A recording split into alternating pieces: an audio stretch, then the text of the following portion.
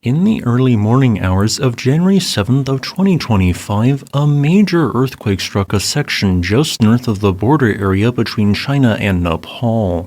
At 9:05 a.m. local time, this earthquake occurred, waking many, which registered in as a magnitude 7.1.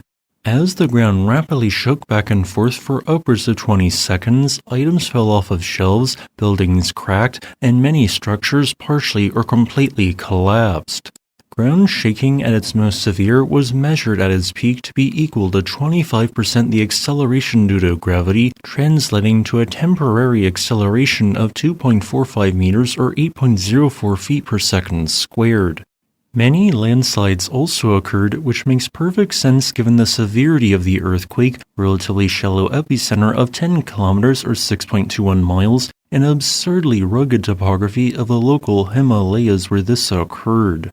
Also, since many of the closest towns and villages to the epicenter were constructed on top of alluvial plains composed of eroded sedimentary and metamorphic rocks from nearby mountains, this naturally amplified the severity of shaking by 50 to 400% what it would have been had structures instead been built upon hard young igneous rocks.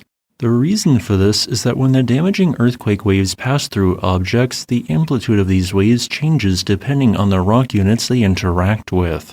If these seismic waves speed up, such as through a granite outcrop, their amplitude drops, but if they pass through sediments, their speed slows and amplitude greatly increases. In other words, the same two houses 100 meters apart from each other but underlain by granite on the left and a thick, loosely sorted sand and gravel on the right would experience vastly different damage even if the earthquake was centered precisely 40 kilometers away. Because of this, the U.S. Geological Survey model of casualties and economic damage suggested an 80% chance that between 1 and 765 deaths and between 32 million and 10 billion US dollars worth of damage have been caused by this fairly brief but damaging seismic event.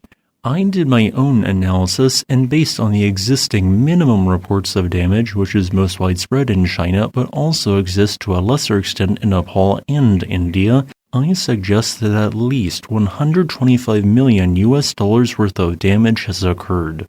This includes more than 1,000 damaged or destroyed structures in Tibet, a dozen structures damaged in Nepal, and a half dozen in India. Sadly, this has resulted in hundreds of injuries and at least 126 fatalities.